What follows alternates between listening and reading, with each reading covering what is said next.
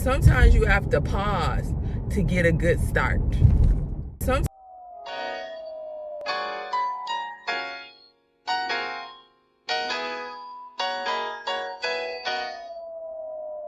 Good morning. So if you're wondering why I'm out here looking like Easy E, all sweaty, it is because I just finished skating. So it is my goal to skate once a day for the next 2 weeks because I am having a procedure done on my foot. I have been showing on skates for 6 years, I believe, somewhere thereabouts. And one of the biggest impediments to my skating are my feet, but specifically one of my feet. So we're not going to go into details right now, but I will tell you that it inhibits my edging, like seriously. And it's always been a problem, but I think, and I used to run track, so my feet have always been a thing for me. But with skating, it's different because you rely on your edges so much, and that's just in the way. And from my different visits to the doctor, I'm learning that as I age, it's only going to get worse. Now, is it convenient to have this procedure? Absolutely not. But it's never going to be convenient. It would have been convenient during COVID. It would especially been convenient when I had my knee injury. I was laid up anyway. But it wasn't much of a problem then. So, if I hope to progress, sometimes you have to pause to get a good start. Oh, I like that. Sometimes you have to pause to get a good start. So I'm going to have to put it on pause.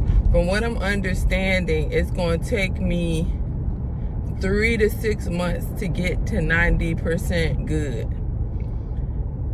Looking at that timeline, so this is happening in a couple weeks, which is July. We're not gonna count July. Let's just not even count July. August, September, October. 3 months. I think I should be able to get on it. So for my birthday, I'm gonna get on it. We'll see what happens then. But that's my goal, to get on it, get down on it. So that's what we're looking at.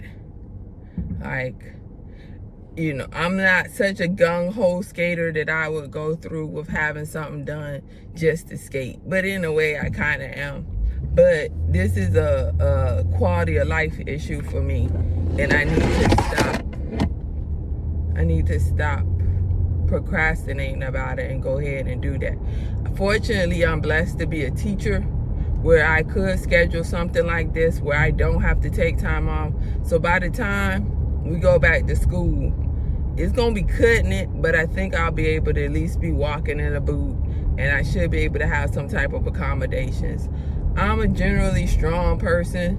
That healing from my knee really like messed with my brain because it took so long. But one of the reasons why it took so long, and my son still does this, and now he's larger than me, he just like runs at me and jumps on me, and I'm like, dude, I'm a human being made of flesh and bones. You can't do that.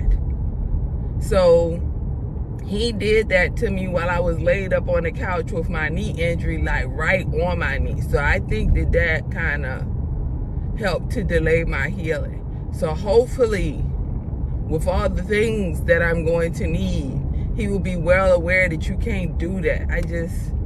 You see him having post-traumatic stress syndrome right now, just thinking about how he did that. So hopefully I won't have those type of issues. I'm going to do what the doctor told me to do. I'm going to pray. I'm going to do all the things that I know work for me. And we'll see how this ends up. But I guess I'm sharing this with you so that you can put me in your prayers. Keep me lifted up. But I believe that, you know, all this is going to work together for my good. It always does. That's all I can say is it always does. It doesn't always work for my good in a way that I'm aware of immediately. But eventually, I had something that happened to me 4 years ago that I only realized yesterday worked for my good. It was devastating. Like, and nobody knew about it. I may have told a couple people after the fact, but nobody knew about it when it happened. And it was devastating. And just yesterday, I was like, that worked out for your good. Like, you wouldn't be experiencing this right now had that not happened to you then. So, as long as you called, according to his purpose, like, it's whatever happens is gonna work out for your good, and you have to hold on to that, because that's all we have. Heaven and earth gonna pass away, but God's word is going to stand. What's that? Matthew 24:35. It's gonna stand. If he told you, it's in his word, it's gonna stand when heaven and earth pass away. Mind you, heaven and earth is all we know, all we see, all we tend to understand. And he's saying, when all this is gone, everything you know and have been with for your whole life, when it's gone, my word's still gonna stand.